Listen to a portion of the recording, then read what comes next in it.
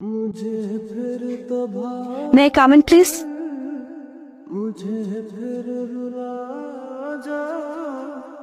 দুই বছর একটা রিলেশন,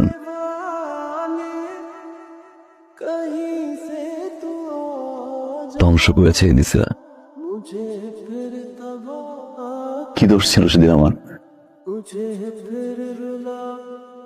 একটা ছেলে চাকরি পাচ্ছে না, ইন্টারভিউ দিচ্ছে বারবার, তারপর চাকরি করছে না, অকর্মা, সিরিয়াস না, যোগ্যতা নাই, বাজে বিহেভ করে হার্ট করে টিস্যুর মতো ছুঁড়ে ফেলে দিছিল।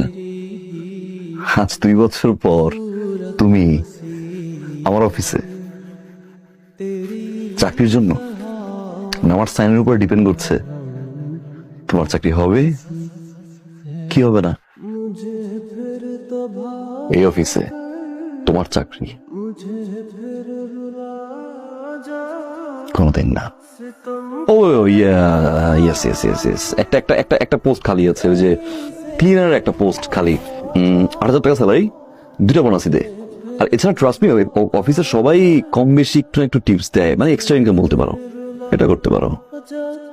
এত বড় লোক বাবার মেয়ে ক্লিনার চাকরি করবে? কারমা।